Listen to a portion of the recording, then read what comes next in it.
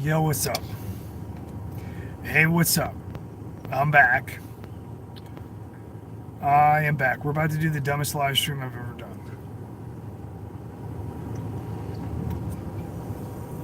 I'm waiting for comments.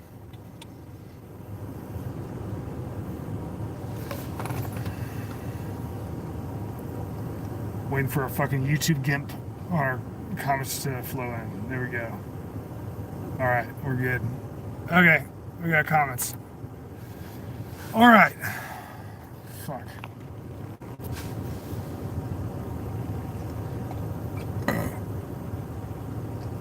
All right, so the last stream I had to cut short. I had to burn out. Howdy, Parker.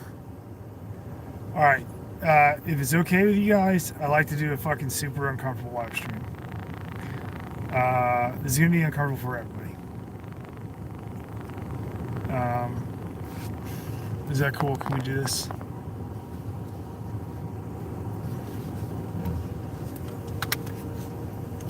Me included.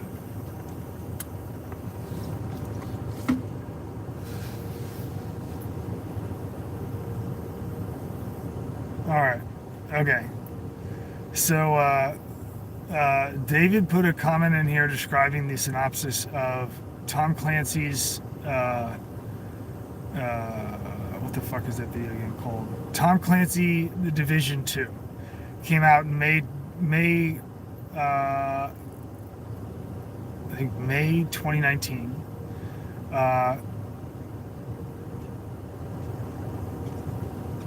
Thank you. The Division 2, right? Yeah, of course it's already uncomfortable. All right, so May 2019, you get The Division 2.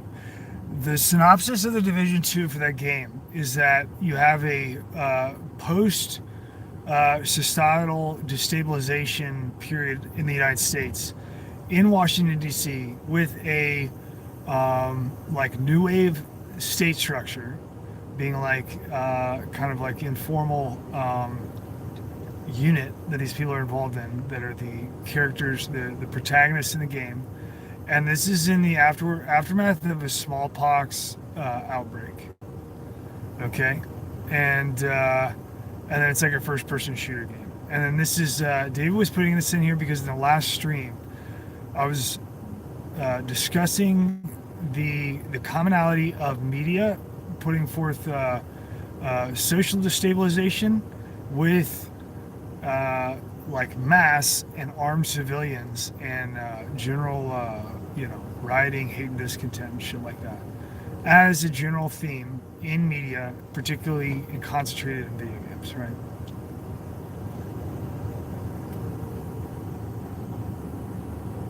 Now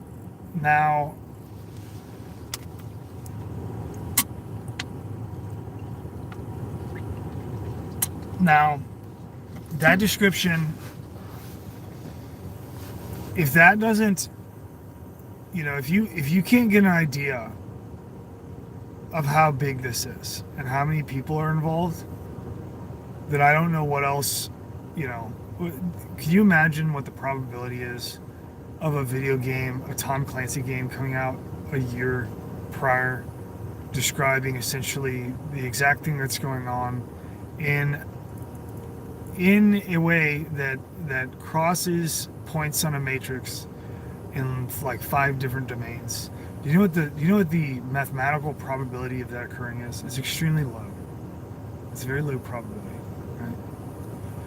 Now, if we assume that this is put forth as a like a mirror of a future that you're going to be put through, it can be looked at a couple of different ways. It can be looked at as like a preparatory programming. It can be looked at as a calling card, right? It can be looked at as a necessary reflection, but instead of the way that we think about reflection, which is backwards, a forward reflection, right? There's a lot of ways that you could consider it, but what's going on is a lot bigger than what people think. And so one of the things that I struggle with all these videos is that I've been placating to the current rational mind as I see it. I'm looking at the expectations that you have of reality and the things that you'll accept, like what you'll accept in terms of meeting what you'll accept up with enough accurate warning to get your attention so that you'll, regardless of whether or not you accept the things that I'm saying, be alarmed enough to be put on guard, right? Because if I don't do this, the people that would see these, that would have seen these videos that wouldn't, because I would have never made them, they'll have a delay in terms of their like being on guard, and then when their mental process attempts to rationalize the reality that they find themselves in, their response is going to be delayed. It's going to be blocked, right? It's going to be slow. You have to develop it from scratch, right? You have to fill in the blanks from scratch. By me giving you like a picture of something that maybe you didn't know in specificity, and then watching it manifest, even if you couldn't mentally accept it, you can still, when it comes to the point where your life is threatened, potentially someday in the future, you won't have to draw from scratch and build a foundation on the spot to comprehend what's going on, because it'll already be deposited into your head. And that's the point of these, right? And the reason that I want to do that is it's for your mercy, but it's also for, you know,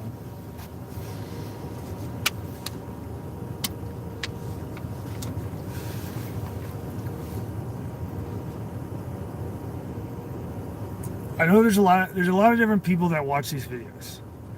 I know that there's people that watch these videos that view it like entertainment. I know there's people that watch it for the information. I know there's also people that watch these videos to surveil.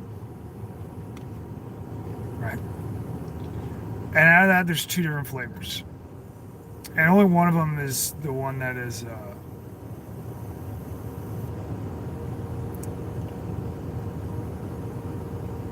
I haven't covered the invasive species seeds. Invasive species.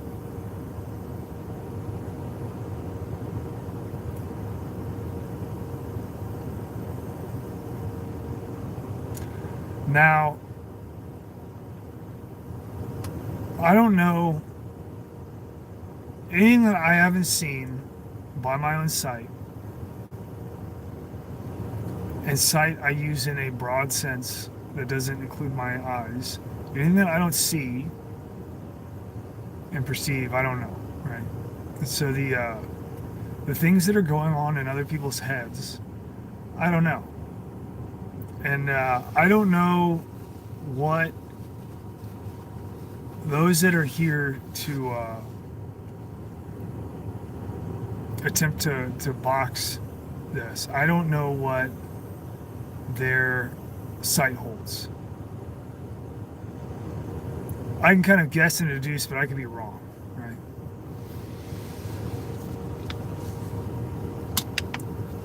Now, there's one thing that I've avoided talking about because it's difficult to discuss, and because I don't want to lead you guys in the wrong direction, not by my words, but by your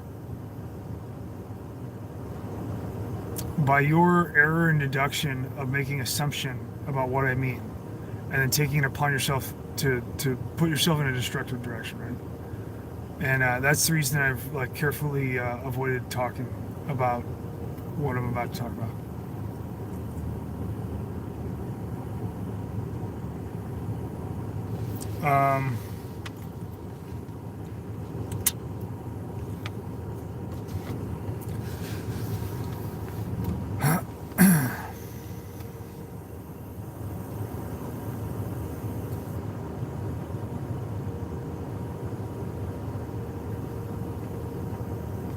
I wanna tell you about a possible timeline. Okay, that's what I want to tell you. Now, what we've talked about so far is a timeline that exists based off of the current energy as it's inputted, right? And the way that we think of time and the way that we think of space is linear. And that's because of our perspective. That's the way we see it. We see everything spatially. And what space means in a general concept is that you have a starting point, which is the index, and you have an ending point, which is the reference. Okay, and without those two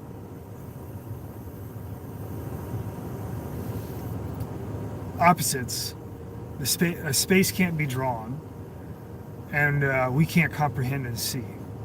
And so we necessarily think of space and time as we perceive it, which is linear, right? Now, in cutting edge quantum physics, with the most, all of the physicists that the world paradigm respects, their cutting edge theory right now is that what happens in the future affects what happens in the past. And that on the surface is not very easy for a person that's just wondering how to get through the week. It's not something that they're really interested in, thinking about or putting in any kind of, the amount of struggle that it would take to try to like unpack that, right?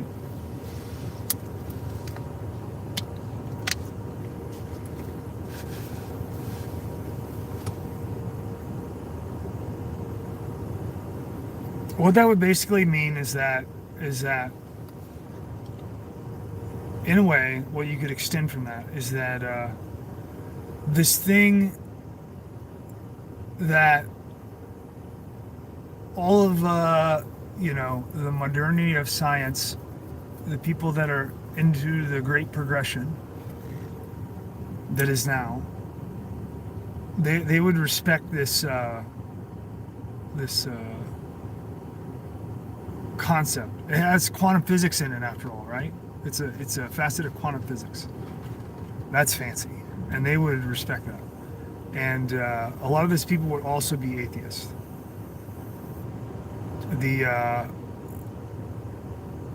Another way of looking at what we're talking about in the atheist model would be that the thing that you think is linear has a paradigm within it where if it's uncontrolled and if there is no order, and if the order is self-perpetuating without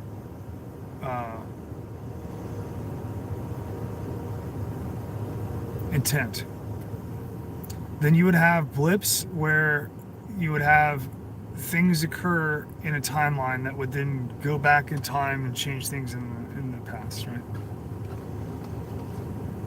That is the so what we have here is like a conflict, basically, of we can say from the atheist model, we can say that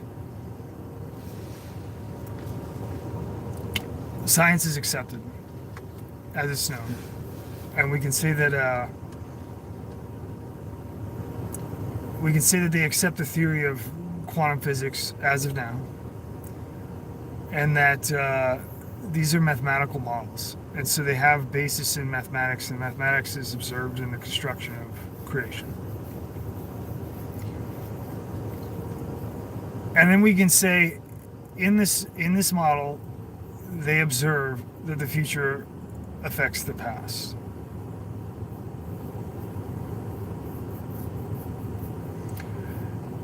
And that is an isolated observation of that phenomenon.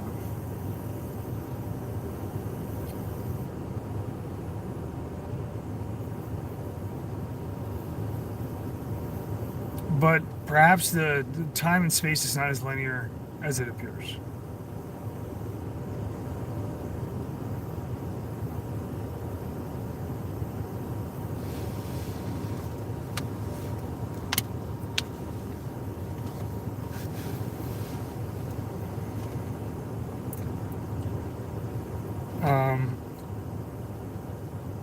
There are a lot of people that can watch this for a lot of different reasons and draw out of it what they want to see. And that is the captivation and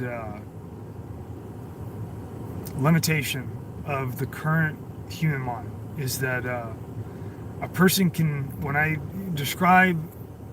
tell you to think about a sea, the ocean, when I say think of looking out upon a sea, and a person could imagine in their head a beach and a vacation. A person could imagine their head being on a ship and being in the water. A person could imagine being under the water. A person could have never seen a sea and have an imagination of what the sea would be. A person could imagine a storm. A person could imagine a shipwreck. A person could imagine a hurricane or a tsunami. They can imagine death and destruction, piles of bodies bloating and decomposing. They can imagine a shark attack. They can imagine a child learning to swim. They can imagine the taste of salt water. There's a lot of things that are infinitely contained in the word sea. And they all belong there. And none of them are wrong.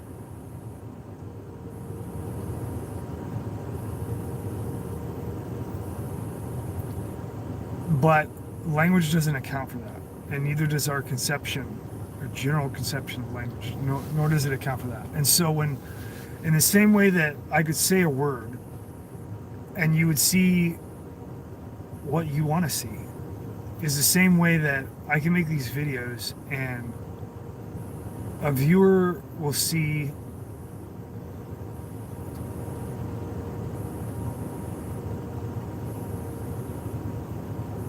exactly what they want to see and not be able to move beyond it. And that is what I mean by captivation. To be captive in yourself, to be captive in your mind.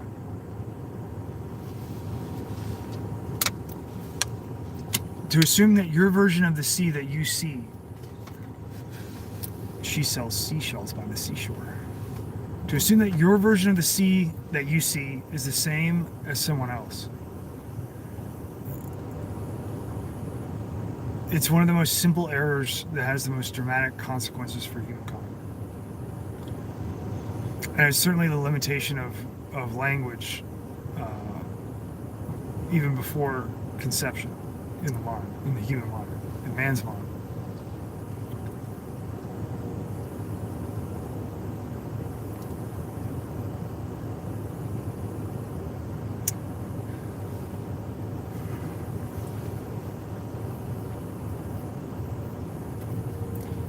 So all the things that we've discussed are timeline on the current course.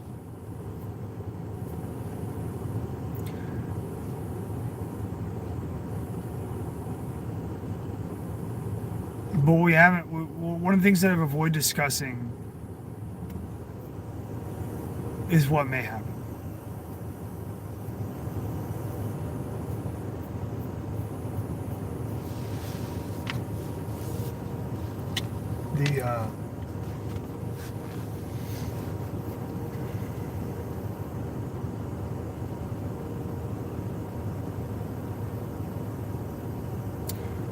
I think one of the biggest problems with religion is in the same way that there's an issue with language and an issue with the sea.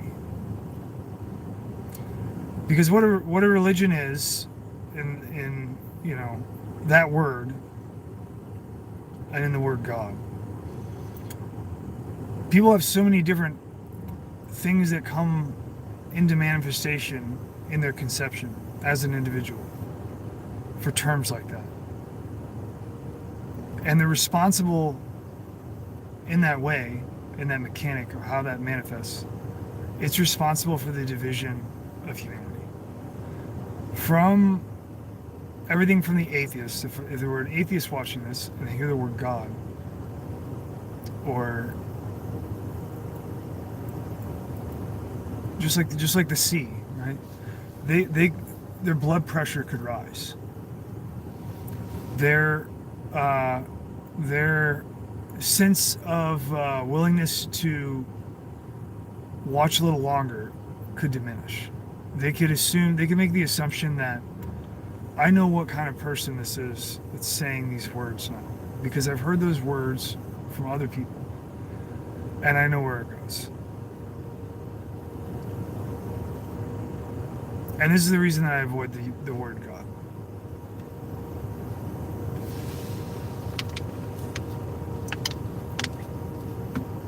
Because it's not the proper word after all.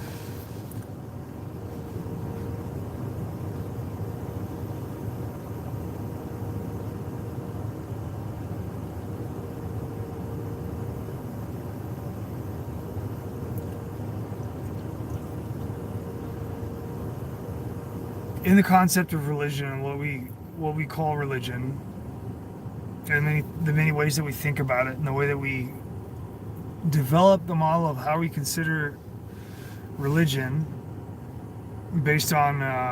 typically based off of contrasting between the different ideas that we have about religions, about what we know about it, and we contrast them, and we from the contrast, then we develop our conception.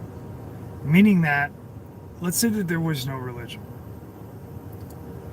Let's say that God were not hidden.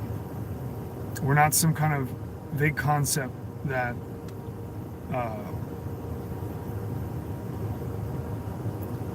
that you could talk about in a matter of faith.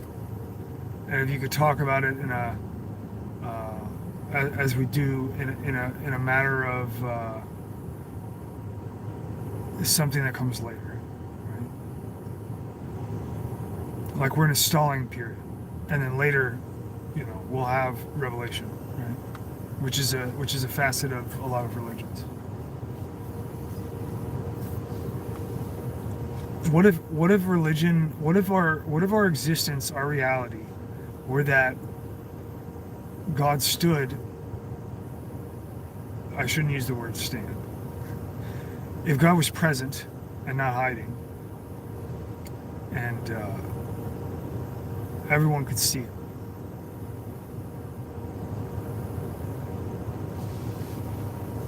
In this scenario, if everyone could go outside or inside, wherever, and they could see and know that the concept that they would recognize as God were there. And let's say that everyone saw the exact same thing, just like the sun, let's say. Then in the way that you wake up in bed and you see the sun pouring through the window, and you go about your day and the sun illuminates everything and you can't miss it. What if God, the conception of God, were that way, and it would be unmistakable in recognition?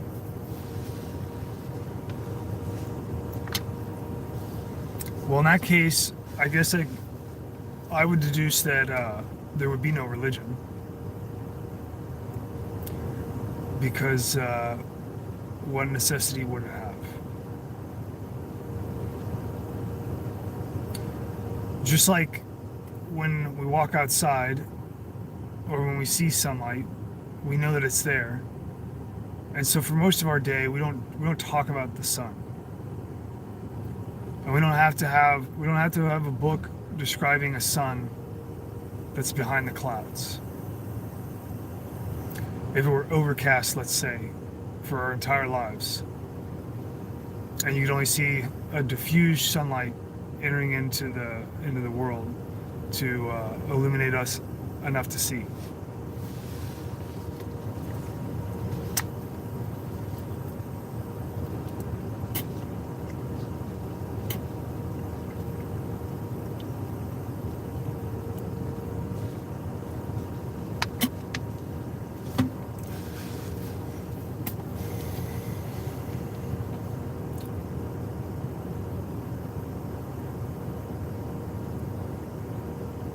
If that were the case with the clouds blocking the sun and we only saw diffused light,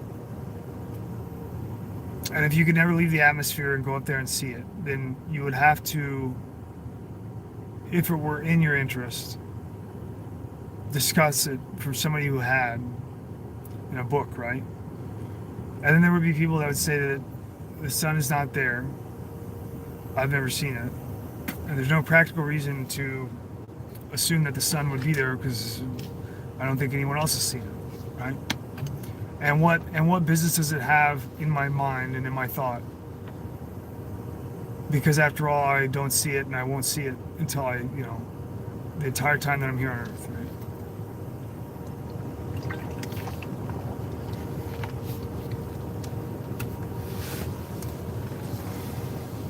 And so if you could see the sun,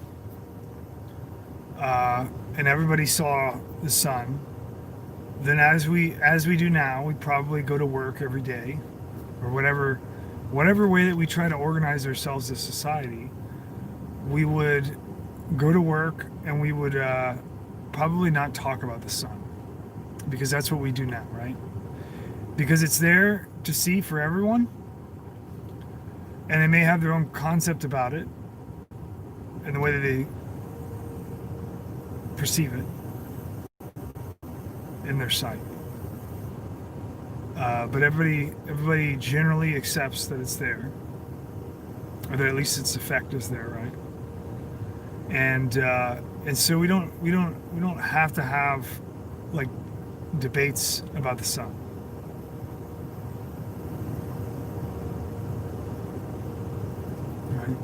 Generally, I mean, we're humans, so we can come up with some debates about anything. But in general, most people, the sun that they see, that is out, that is exposed, that lights their day the entire time.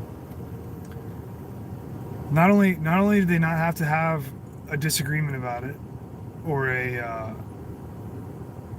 argument, it's so sure of a thing that they don't even need to notice it.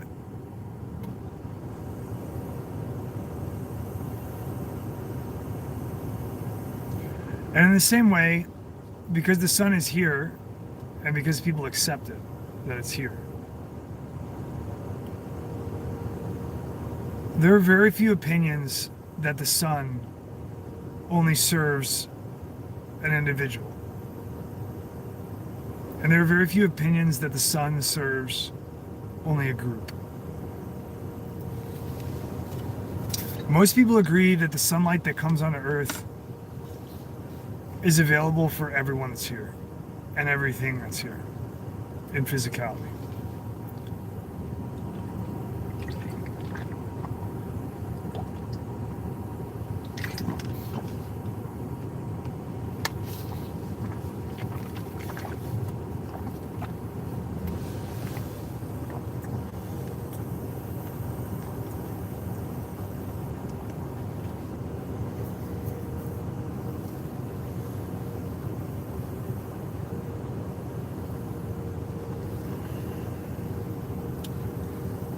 Now, religion, in the way that religions are, in the way that they're communicated from one person to another person, is through the limitation of the way that we construct language and through the limitation of the creation of our minds conceptually, right? And this is the reason that we can have disagreements, great disagreements, ranging from anywhere from refusal of a concept to semantical division about a concept.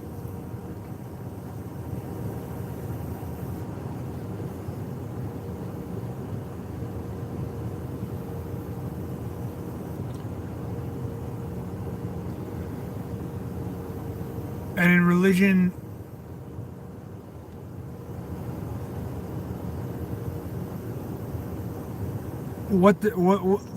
let's take what is conceived through the mind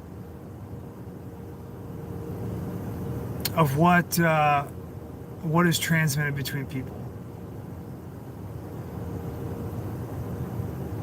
The idea, right? Like the all the color and the letters and the paper and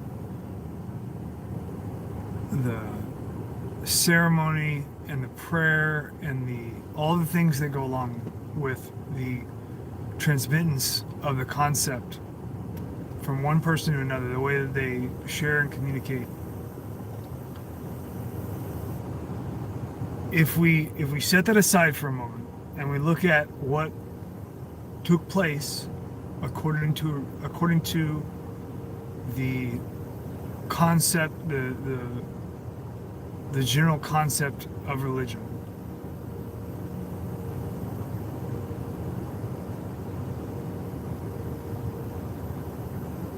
it is someone in origin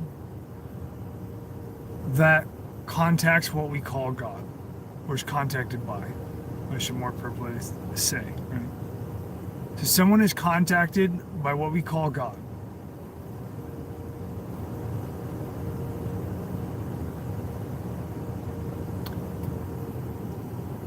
And the result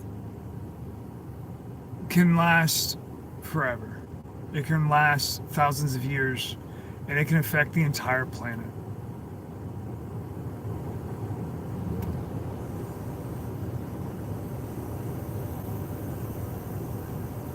And this is very unique for a couple of reasons. Number one is that people in general, human beings, generally agree that they do not see God, that God is hidden. And this is a broad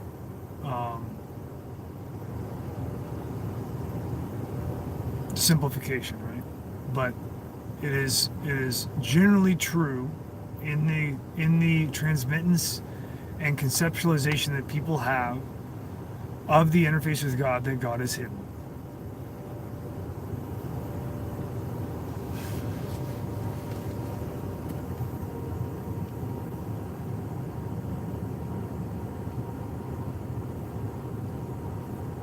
There's nothing else on the planet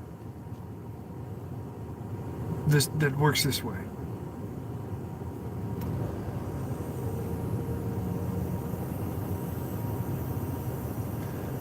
The way that I'm talking about, the mechanics of what I'm talking about, the boundary, the bounding conception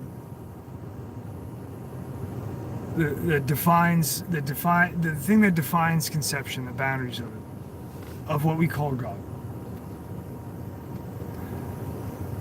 It would be something that physically is not detectable in a general sense.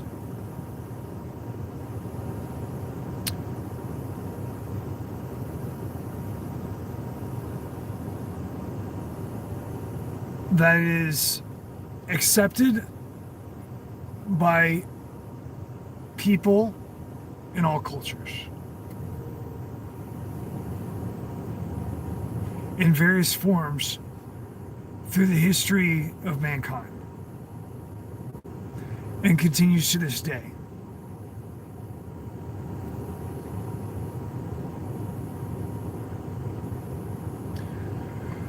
There is no other idea or concept that works in this way and affects so many people and lasts for so long. You may come up with an idea or a meme, like you would call it, which is an abstraction or a theory or whatever.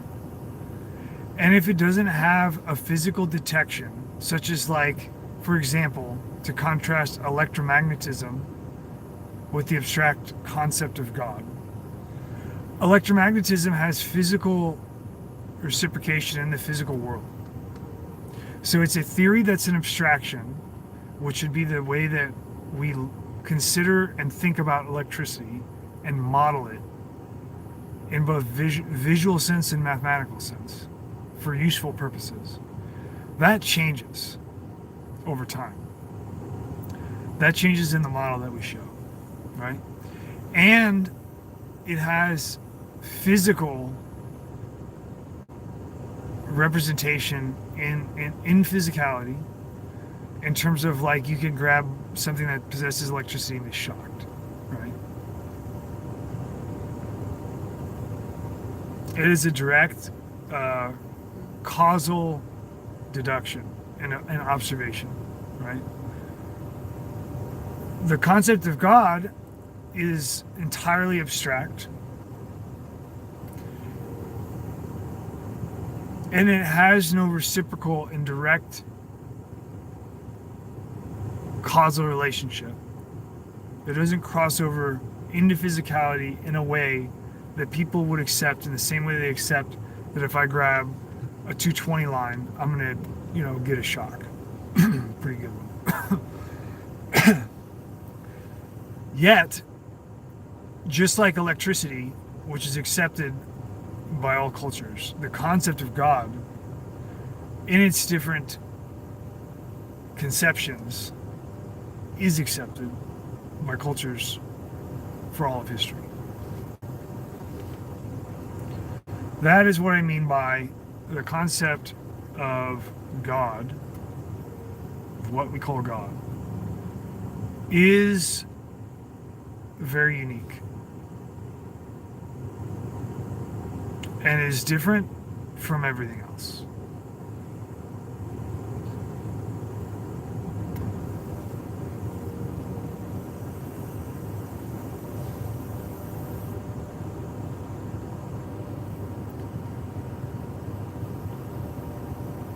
In the way that we see the world, we view things like overlapping lenses.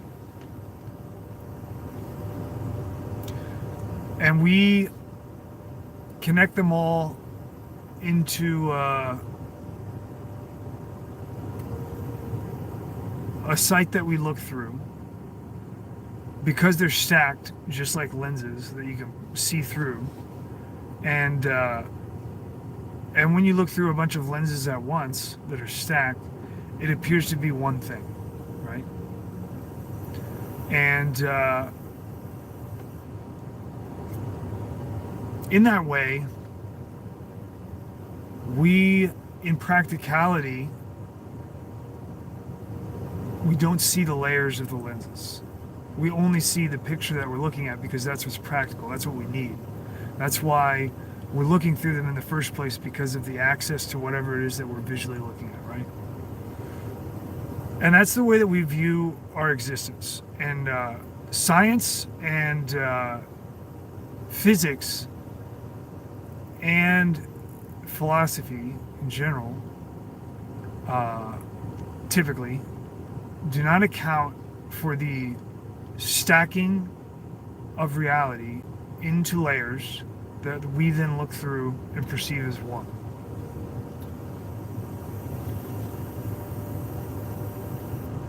Necessarily, our reality is not what it seems.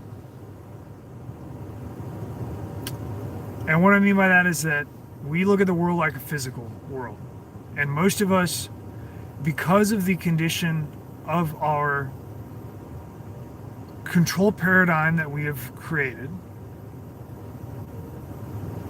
we inflict ourselves with such a stress of limitation that it taxes the energy that's available to ourselves in our minds to be able to discern things clearly. And so we develop a model of what we think reality is that's most practical, and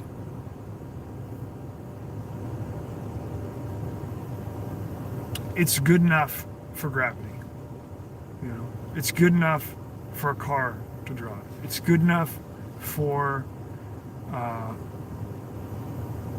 a plane to fly. It's not good enough to keep you people from killing each other and raping each other and murdering each other's children. The model that we understand is not good enough to keep that afloat. But you can keep a boat afloat, right?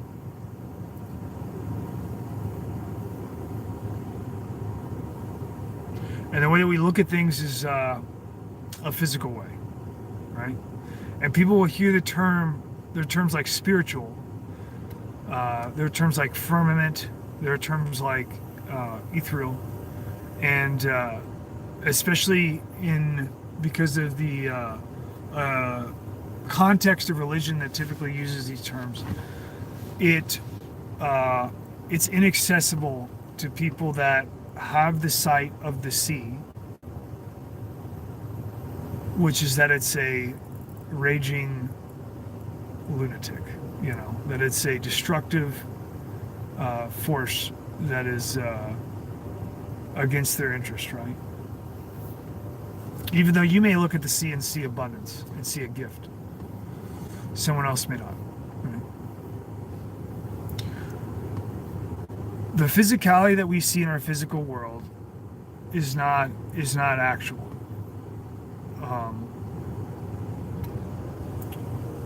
Physical is physical, and everything that's not physical isn't. And that seems simple, but let me just try to work into this a bit to communicate something to you if I can.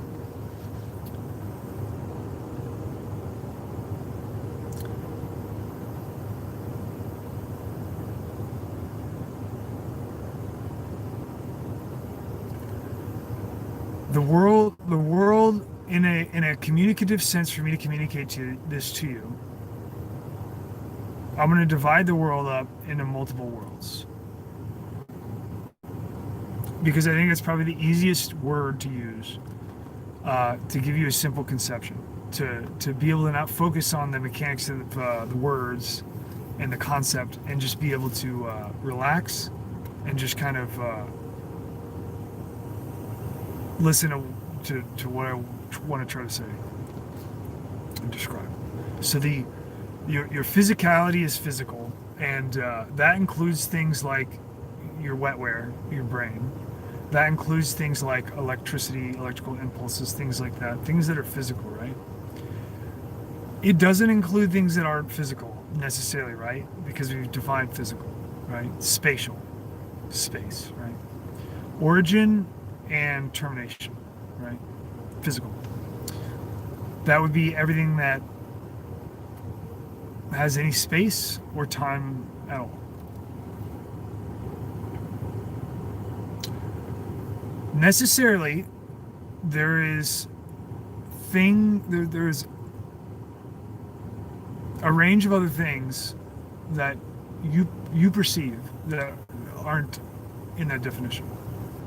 And that the first most simple one is the mental world. The mental world would be the conception of, for example, I'll use like a simple thing that you can think of right now. I'm going to say, think of a square in your head. Now, when I say think of a square, you could do a lot of things in your head. You could think of a green square or a blue square. You could think of a square that was lopsided, not really a square, but you say that it's a square, so it's a square in your head, right? You could look at this. You could think of a square in your head that's 2 miles away, or you could think of a square that is so close to your face that you can't see the edge, so close to the picture in your mind that you are manifesting. It's so close that you can't see the edge, but despite not being able to see the edge in your mind, you would know that it was a square, right?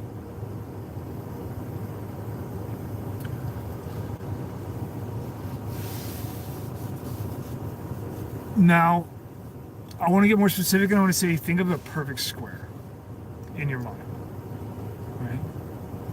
Now, when I say think of a perfect square, you could still think of a lot of things. It's more specific, right? But think of a perfect square of which you can contain in your mental image and see all the edges and the corners, and try to accept seeing it perfectly in your mind. Right? Now, what you see in your mind is in fact in the conception of the definition of in the conception of your mind, the definition of perfect is satisfied. Because in your mind, regardless of what you see, because of the your manifestation of this thought of the square, of this mental image of the square, you have satisfied, if you were willing, you have satisfied and created a perfect square in your mind, right? Now, from your mind, you could say, I like that perfect square. I want to see that perfect square, right? I want to hold that perfect square. And then so, if we were here without any tools, and it was just you and I, and we were standing naked on the earth, and you could see the square in your mind, and maybe you didn't call it a square, maybe it was just something that you saw in your mind. And let's pretend this scenario that there is no society, there are no buildings, there is no history. We were born on an island, you and I, and we're naked, and we have never seen a square, and we don't know that it's called a square, but you see it in your mind, and you want to create that square so that you can hold it and use it, right? So you have a few steps removed, right, to get there, right? Now, let's fast forward and look at something like a speed square, which is a tool that's used in construction for different purposes, but the most immediate purpose is for right angles. That would be a square, would have right angles. A perfect square.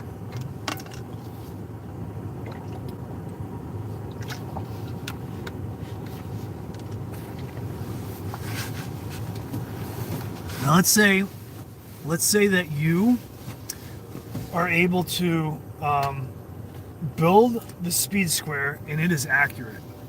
It is accurate, so accurate that you're able to construct framing members, like framing groups for construction, for building a building. You're able to do all kinds of mathematical proofs using it visually and physically in the physical world, the speed square that you're holding in your hand. You're able to make complex construction that are here in the physical world. They're physical. You built a building. Let's say, in fact, you built a skyscraper, because that's just how long you've been at trying to conquer and possess this perfect square, and all of the gifts that derive from it. So you built a skyscraper.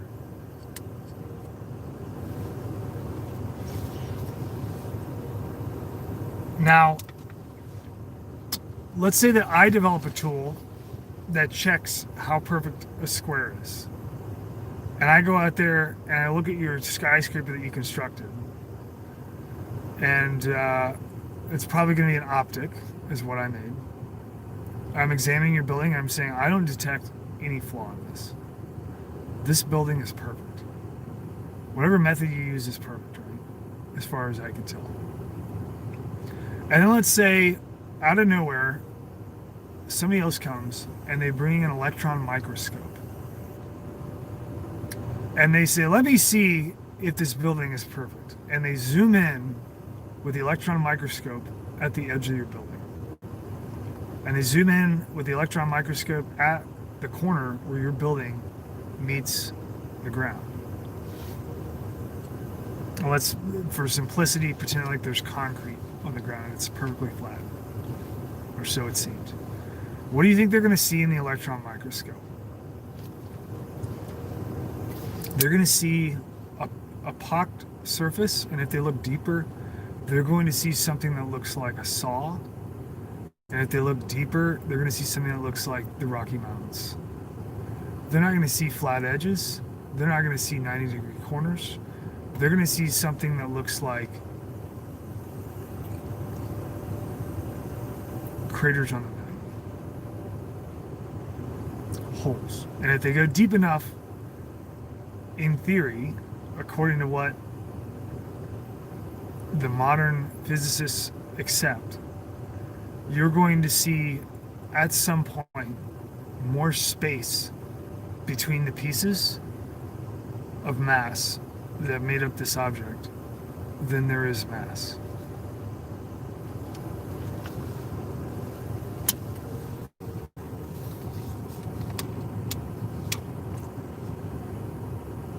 The reason that it's not perfect is because the perfect square that is in your mind is entirely isolated and separate and has no crossover whatsoever at any time, and never will, with anything that you can create to attempt to physically put it into the world, because it's a law. And because of its mutual exclusivity in domain between the mental conception of the perfect square that you derived all of your tools from and the building that you created, because of the exclusivity of those domains, it necessitates that there is more than just a physical world.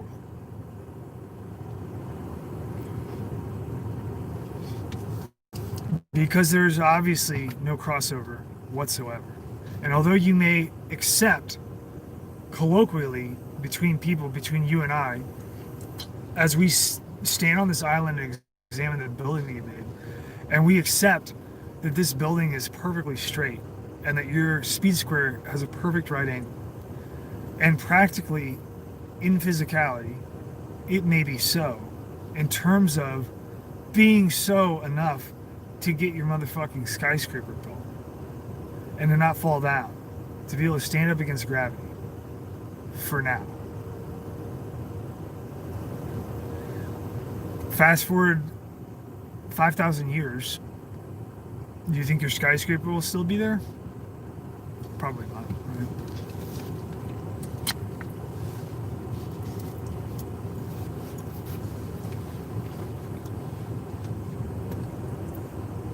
And so,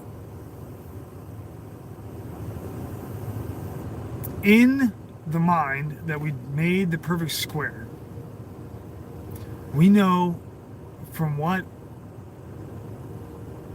we have generated, we know that that thing that we generated is perfect because we manifested it, right? So we know that it's perfect if we are willing to make it perfect. We can also trick ourselves to make it not perfect, right? Or we can say it's perfect and we look at it in our mind and we go, oh no, it's not perfect. But we can make it perfect if we wanted to. There is nobody that can build another tool to come in there and look at it and say, this is not perfect. There's nobody with an electron microscope that can go into your head, into your perfect conception of a square, and examine it with their electron microscope to find imperfection. Why? Because that is the construction of the separation of the domains of physical and your mental worlds. There are two separate worlds. They necessarily, because of this, what I've described, they have to be different. They don't transmit between the two. You can make a crude representation of a square in physicality, and you can do a pretty good job, but it's not perfect. That representation that you create is your translation from a world that is perfect in your mind into physicality where you have no ability to manifest perfection. But does perfection exist here in physicality? That would be the next question, right? Is there anything in physicality that is perfect? Well, of course. There are many things in physicality that are perfect. Let's look at some of them. When you were born, it was perfect. You weren't here, and then you were here. You probably came from a mother, and at one time, in chronology, as we look at time and space, you were not here. You were not conceived. At another moment in time, you were physically here and you were a newborn baby.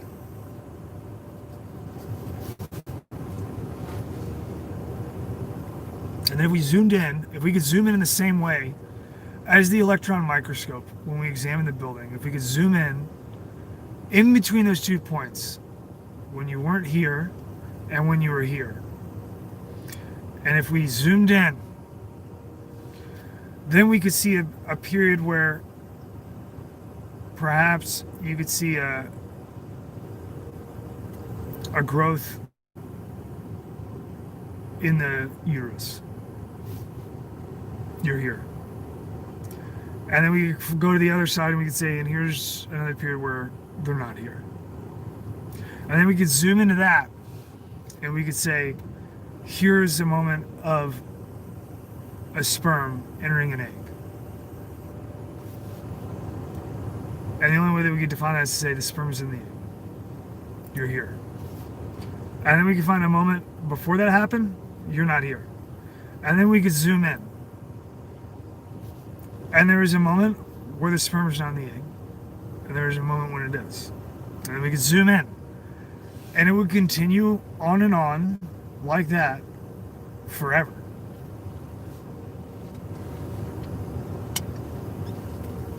It is perfect. You were not here, and then you were here. And the only limitation of how far you can zoom in is whatever whiz-bang thing, whatever whiz-bang theory is come up with at any given time in order to attempt to examine as closely as possible with the limits of technology what that time was, right? But you can't actually see it.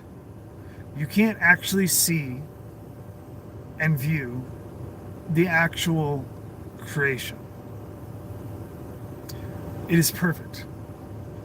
It is here, but you can't see it in a possessive way like you can other things, right?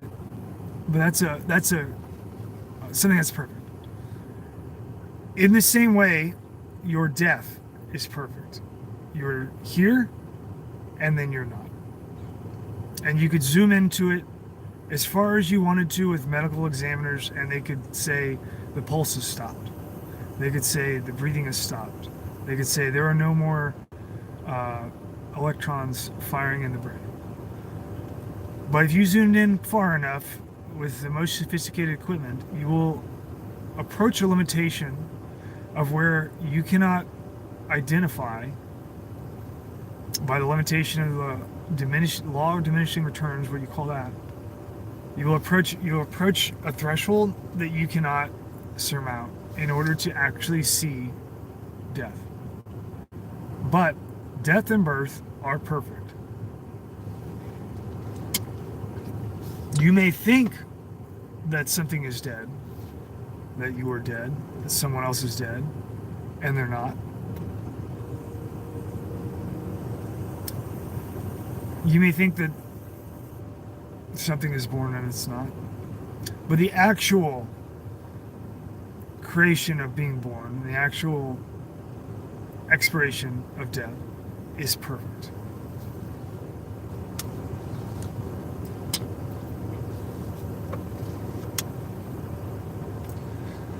And there are a lot of things that are perfect in the physical world.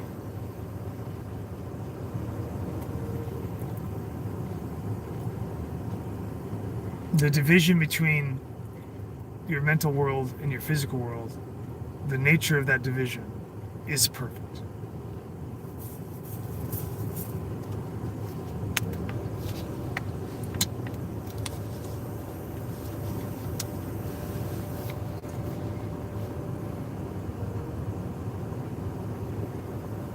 Now, have we established to satisfaction that these are two different worlds, what I've described? And you don't have to use the word world, but to use a conception that you realize that these are two different things. And that they don't have any crossover other than you pretending that they have crossover. Okay, now there is another world beyond this, and that is defined when you have the mental image in your head of the square and you know that it's perfect. And I asked you to make the mental image, right? And if you agreed to do it, if you were willing to do it and you made the mental image, each one of you made it, whoever was willing. They made their own mental image, right? Did you see the same image? Was your square the same square as the other person who thought of the perfect square? It was not, right? Probably not.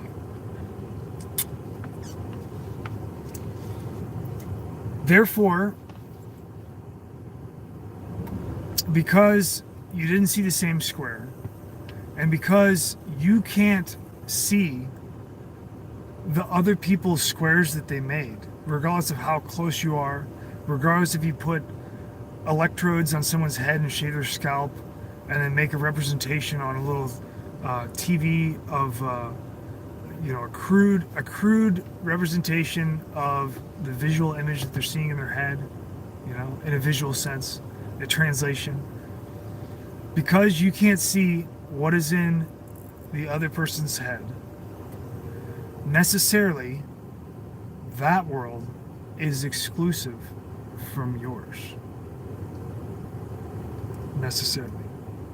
And because you can't transfer between the two, because you can't send your square into the other person's head so that they can see your perfect square, you can only describe it or draw it or make a video representation of it or write a song about it.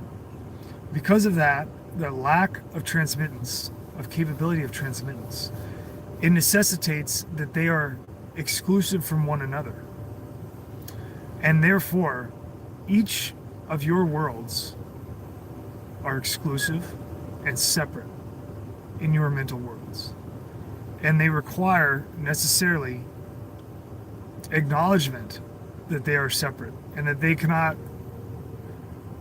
be rounded up into a mental world that is everybody's mental world because of their mutual exclusivity and lack of transmittance between them.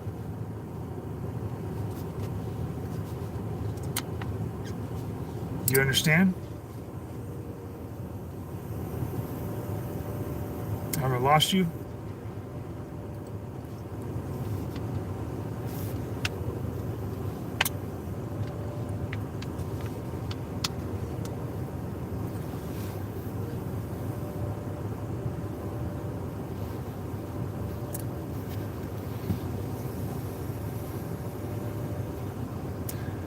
There's something that we should look at and consider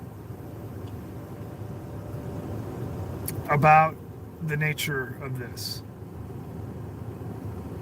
You have a physical world in which you're standing, that you exist in, supposedly, and you're here in the physical world. Your body is here, your mind, your wetware that produces the perfect image of the other world that is supported by your physicality. The wetware is here Your body is here. The physical environment is here. The space and the time is here. All in the physical world. And you can walk into someone else's physical world and you can affect each other. Okay? And this is a law. This is the nature of creation in its law currently. Okay?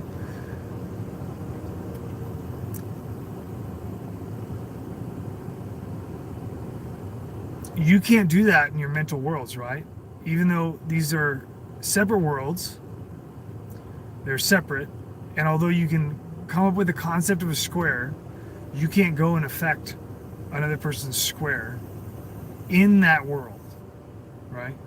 You may be able to discuss the concept of a square in physicality using your voice, using air, using what you call sound waves, right?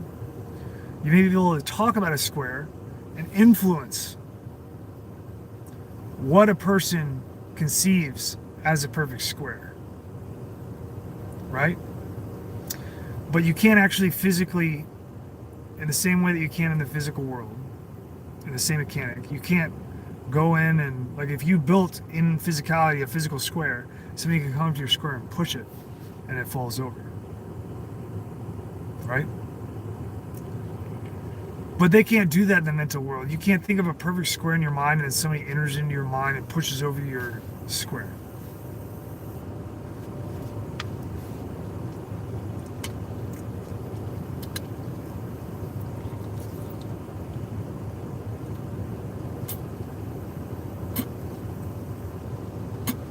We're just staying on topic. It could be any shape. The point is the conception in your mind. Your manifestation. That's what the point is. The shape doesn't matter. If you want to think of a circle, replace the square with a circle.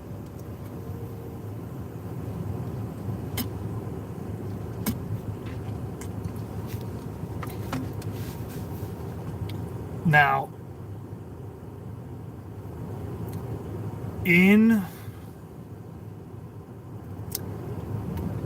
I want to shift from the idea of a square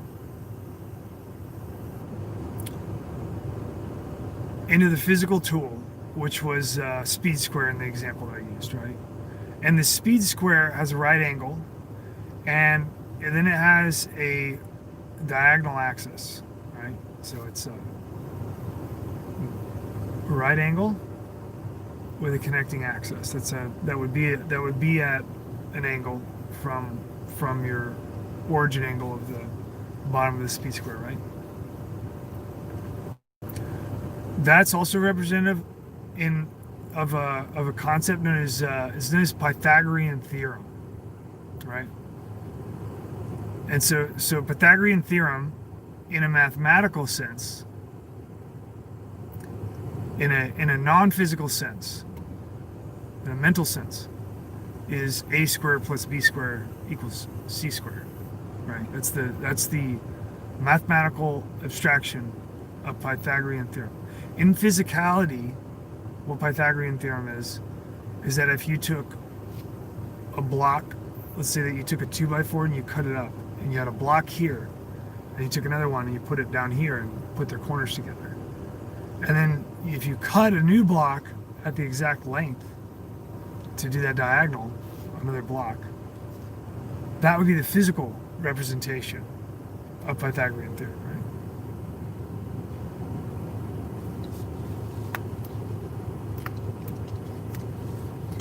Now, Pythagorean theorem is called Pythagorean theorem because Pythagoras of Samos is accredited with the theory of Pythagorean, right? That's why it's called that. But before that, you had the pyramids. And the construction of the pyramids, it is logically necessary that the conception of Pythagorean theorem,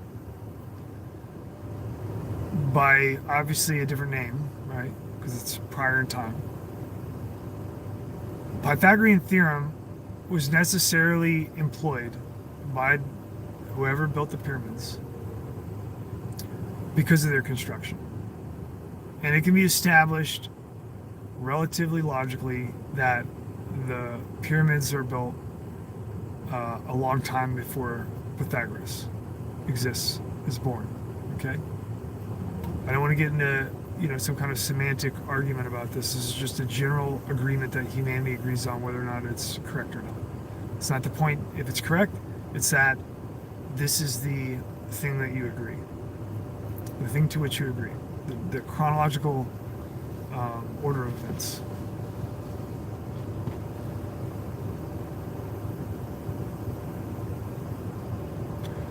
Okay.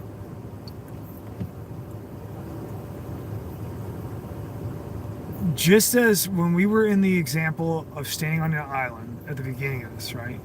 And when we were looking out and you had the conception of the perfect square in your mind. And then we were on an island, it was just you and I, we were naked, there was nothing else here. And we had the conception of the square in our mind. We couldn't see the square in physicality, right? We had to labor to put things together and build from one place to another in order to create the speed square and then create the skyscraper, right? The square that we were imagining in our mind was not present or represented anywhere. And in fact, if you go out not only in nature, but in anything man-made, this perfect square does not exist. But it's there in your mind, right? So if you don't see a perfect square in physicality anywhere, where does the perfect square come from? And if it isn't in physicality at all, and if the origin of the concept of the square in your mind, in our analogy, in our scenario, in our hypothetical,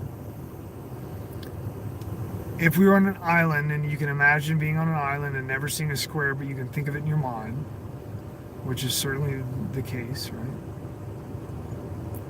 Impossibility. And if you can think of it, and if I'm standing on the island too, and I can't see a square either, but then we're able to somehow roughly communicate to each other through representation of objects what a square is, and then I can conceive in my mind a perfect square. But neither of us see a perfect square anywhere.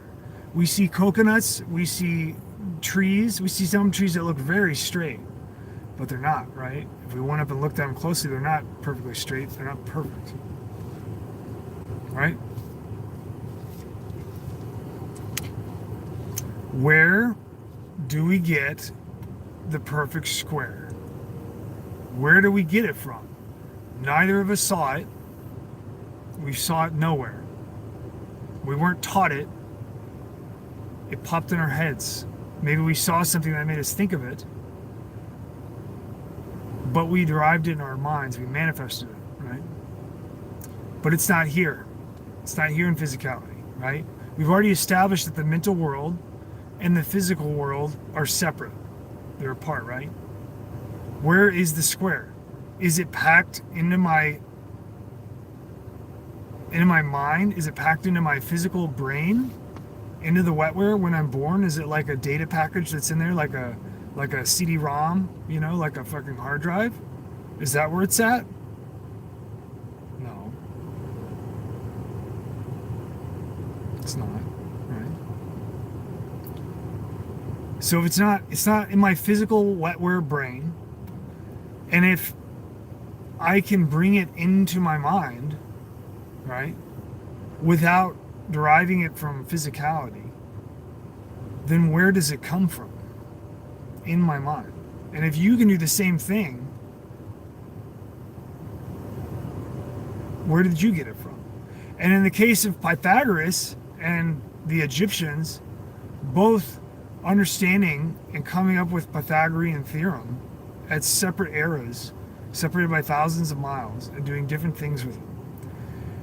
Something so specific and complex, where did they derive Pythagorean theorem? Was Pythagorean theorem sitting in their mind?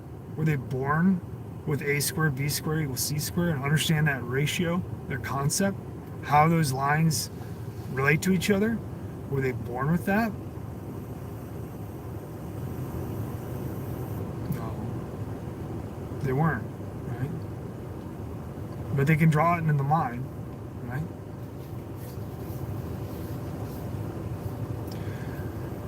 Now, the mental image of the perfect square, when we're on the island, and it's just you and I, and we're naked, and we both stand there, and I can think of my perfect square, and you think of yours, and they're not the same, right?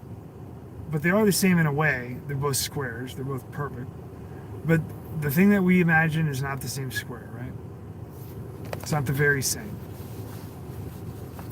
The way that we look at it, the way that we manifest it. What about Pythagorean theorem? It's an abstraction, just like the mental image, just like the manifestation of the square.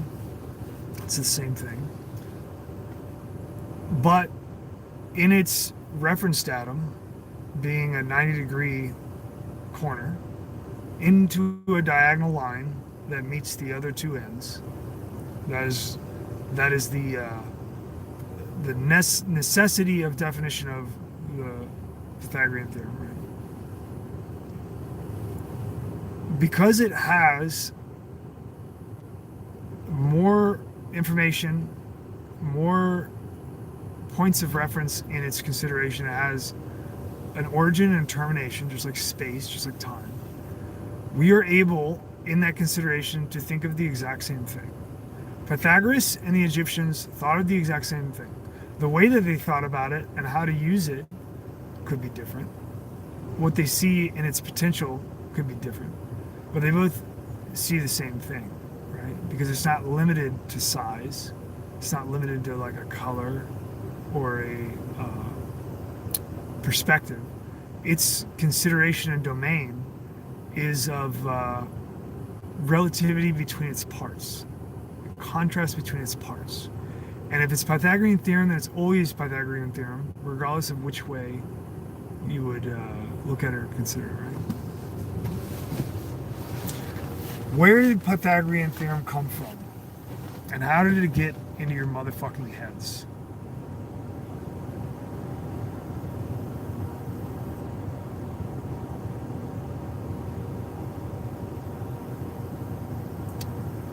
It is because, just like your birth and death, when you were not here and then you were here, and the fact that you cannot zoom into it and see birth. You can only see prior to birth and after birth. You cannot see and possess in your comprehension the creation of life. And although it is perfect, and you can perceive that it's perfect, and that it's physically present here in the physical world, you have no possession or control over it. You can do things to try to have a child, and they may not work. You can do the same thing as someone else to bring life, and it may not work. You could have a situation that you attempt to create life, and there was a baby that was born outside of the uterus in physicality that lived and was born and was birthed successfully. There are ways that life can come that are that require the bending of the model of medicine. And every time that they occur, they necessarily require the model to change. So when a baby is born outside of the uterus, is created outside of the uterus, it forces something that, is not readily accepted to be accepted because it happened. Right? Necessarily, or else the model is shit, right? If your model doesn't account for something that happened, then it's like, okay, well, that's, if you hold on to it, you say, well, that can't happen because it can't happen. And you say, well, it did happen. The baby is born outside the uterus. Well, then it's like, you have to yield, right? They have to yield. So they have to accept that it can happen. It's unusual, but it can happen. Right? And just like birth is this perfect thing, and death is a perfect thing, and Pythagorean theorem is a perfect thing. but then none of them are physically obtainable here in the world or directly observable. You can build something out of Pythagorean theorem, but it's not perfect. It's just a representation of perfection.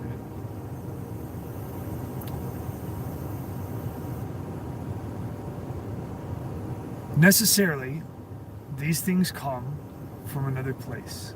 That is not the physical world. That is not your mental world. That is not the world of others, which would be other people's mental worlds where they can think of their own squares. It doesn't come from that. Because both of you had it. Both of you derived it. It's not necessarily so. Some people will go their whole lives and they'll never think of a Pythagorean theorem, right? That's why it was so astounding that Pythagoras saw it and then he got attributed with the name, right? Whoever the guy was that was like homeless outside of Pythagoras's the closest homeless man outside of Pythagoras's workplace or whatever. He didn't come up with Pythagorean theorem. His whole life. Right?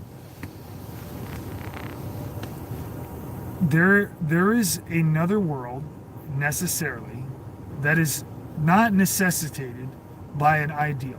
It's not like we're sitting here going, it would be great if there was another world.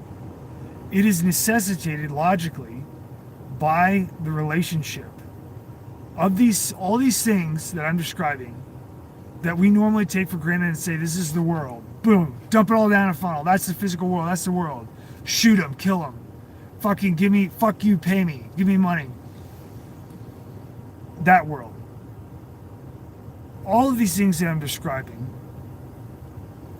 get shoved into that, but the reality is that these perfect concepts are necessitated to come from a separate world from all of these other worlds that I've already described. It's logically necessary, unless you want to break logic.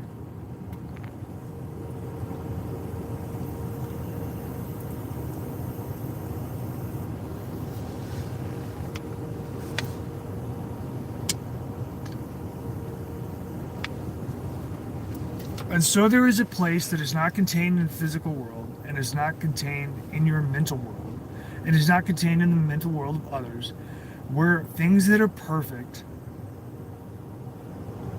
are transmitted both into the physical world and into your mental world. They're transmitted into the physical world so that you can have things like birth and death, but you can't possess them or see them, not directly. You can see their displacement that they create on your world.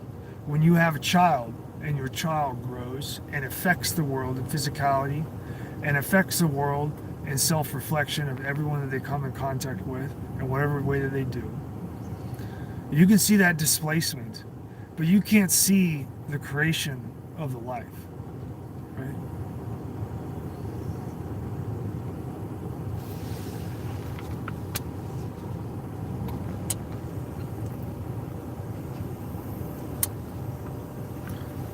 Necessarily, because perfection comes into the physical world, and because it's something that you can't possess or view, but you know that it's here because you can see it, rather it's displacement. And because perfection comes into your mind, and although you can't wield it in your crude representation of reality when you build a skyscraper, and it's not in fact perfect, but it's pretty good enough to stand. But the concept was perfect, right? The elements that you derive the physical object in your mind into physicality through your hands, through your translation, through your creation and existence on this earth. You got it in your mind in the first place, and it was perfect. And so what I'm saying is that the things that are perfect come into the physical world, and they also come into the mental world. two separate worlds, and come into other people's mental worlds, right? The worlds of others. It's all mental, right? But perfection comes there, and perfection comes in the physical world.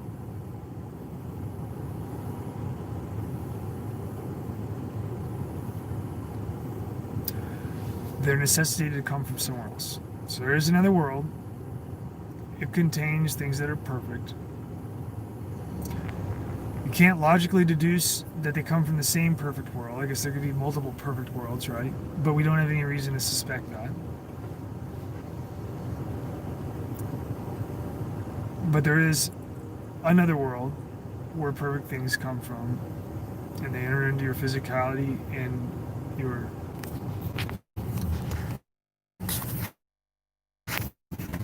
getting dropped here.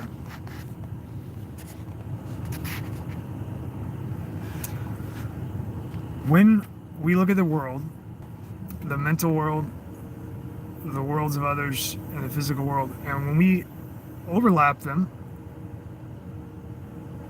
we see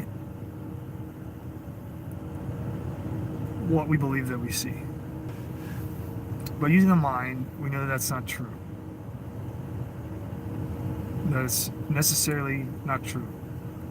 But that stacked lens perspective is the model that we have built everything in civilization for record.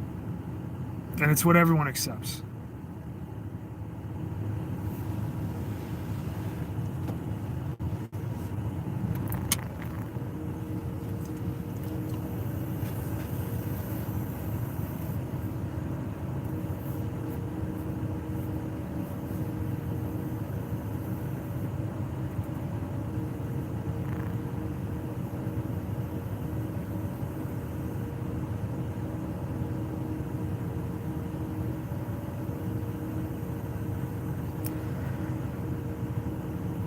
Now, I want to talk about truth for a second, because truth is something that, although it can be lied about by people, truth, as its definition and actualization as a concept, becomes not true if it's deception. So if I say that something's true and you accept it and you believe that it's true, but then you later find out that it's not true, then it loses its status as truth, and it is no longer truth, right? And so necessarily truth has to be truth, because that's in its definition, right? Something that's not truth is not truth.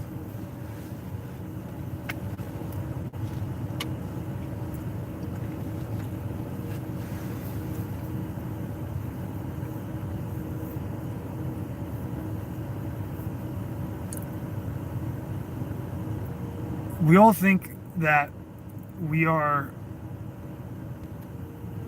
on paths to find something and take it out of this world for us,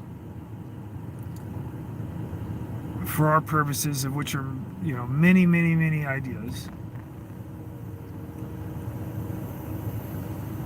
And we often make a story in our head about what we want and what we're going after. And we accept the story that we tell ourselves. And we allow it to guide us in our actions, in our thoughts, and how we perceive the world and how we perceive others' worlds.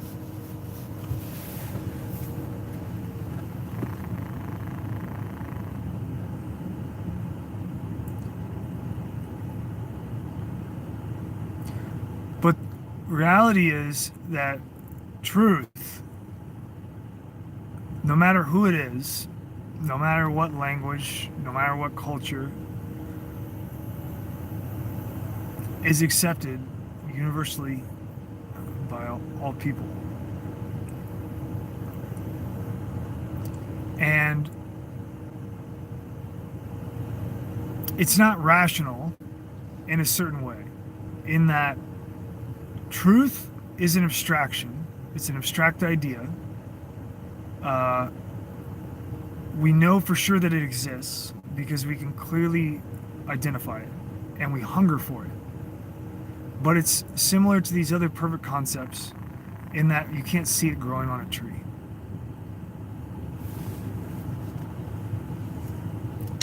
In physicality. But everyone wants it. And it is not the same as things in physicality like resources that people want, like food and water. It's not the same in the way that a person can starve or be near dead of thirst, and then discard all other considerations but water or food as a resource, as a priority, right? Whereas truth is something that you can, when you identify it, when you're willing to accept truth, it supersedes everything. And when a person can identify and internalize a truth, it overcomes, even to their detriment, opposition. Unlike physical things, like food. You could rewrite in your head reality for the food, right? Because you're so hungry. You can't do that with truth. Now, there are complex factors of identification of truth, with willingness of accepting truth. But in relation, when you compare things, right? Truth in isolation, when a matter is considered in isolation, in a vacuum, with no bridge connecting one thing to another, there's nothing to develop its space, the space of truth. Origin and termination. When you connect and begin to build a bridge of truth, it unfolds itself. And it begins to unlock the world in a way that a bridge could never be constructed from a place that you chose. You can never pick a spot on one side of the abyss and just throw a bridge across because it's for you. Truth's bridge across the abyss is constructed in the same way, regardless of the point that you start. And it spans across the abyss in the same way for every single person.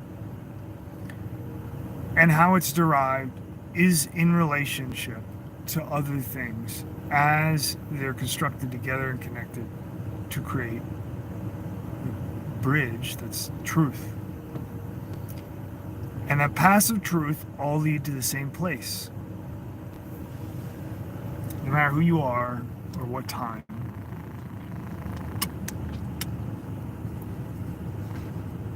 What time you exist in. It doesn't matter.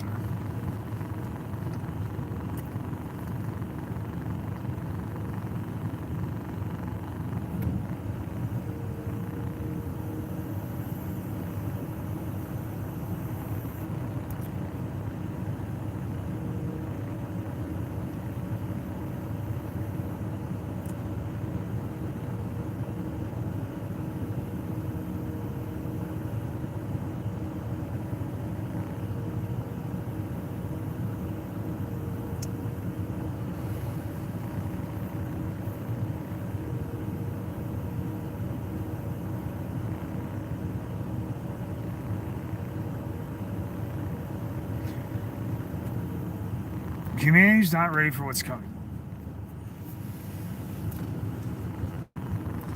None of us are.